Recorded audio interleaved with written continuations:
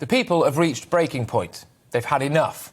There is a dangerous tidal wave sweeping Europe at the moment, and it's not COVID. Not for the first time, it appears continental Europe has succumbed to authoritarianism. Some would say borderline fascism. In the Netherlands, police opened fire on anti-lockdown protesters. They've not yet clarified, reportedly, if they used live ammunition or rubber bullets. Let that sink in.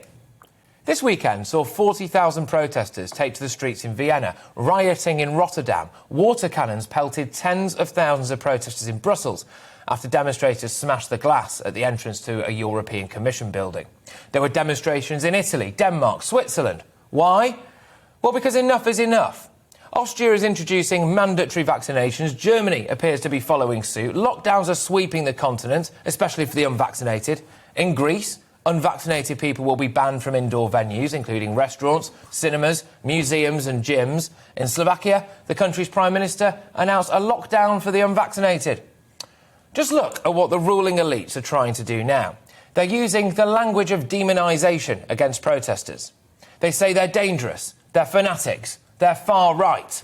Well, I'd say that the dangerous, fanatical far right are actually the leaders of countries imposing mandatory vaccinations on their citizens without actually telling them how they're going to administer them.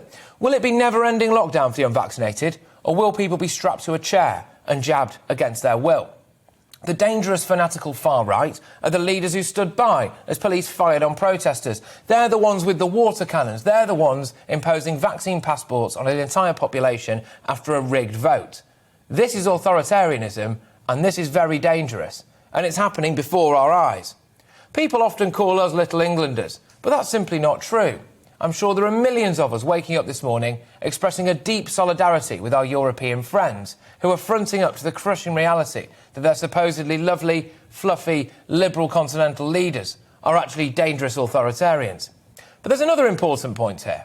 It's pretty clear that Boris Johnson and this government, and indeed our medical so-called experts, didn't get everything right. That goes without saying. But then we look across the channel now, don't we? Aren't you glad that you're here and not there? I think what's happening in Europe is actually very good for us in a way. The likes of Sajid Javid and Boris Johnson will be keeping an eye on the unfolding chaos and growing civil unrest and thinking, we simply can't have that over here. What does that mean? Well, hopefully it's put a nail in the coffin for mandatory vaccinations, and it's put a nail in the coffin for significant restrictions going forward.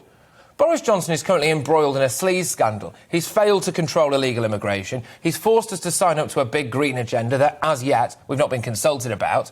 He simply wouldn't survive politically if we had another lockdown or forced jabs. He just wouldn't. Credit where credit is due. This government has managed to do what many European counterparts have not. Procure enough vaccines for the population, ensure there is a booster scheme, and, crucially, manage to convince enough of the population to get the vaccine voluntarily. The UK has completed 15 million booster doses, with 25% of the over-12s now covered. There's no need now for mandatory vaccinations. Anyone who listens to me witter on every day will know that I've been quite scathing at times about our medical community. But I do sincerely hope that actually doctors in this country would simply not enforce a mandatory jab. I think there's a line there, isn't there? And when you start inoculating people against their will, I suspect that that's the time when most GPs and medical professionals would just say no. Don't get me wrong, we still have issues. Technically, Sajid Javid is still holding Christmas to ransom, and there is still scaremongering. I saw an absolute classic over the weekend. There is apparently a dangerous new, totally symptomless COVID variant. Symptomless. Well, forgive me for not being terrified of something that you and I simply won't feel or be affected by. Things aren't perfect here.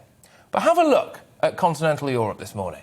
Have a look at what their leaders are doing and just think, firstly, we're very lucky to be in Britain, but secondly, we must remain vigilant. We can never allow that to happen to us.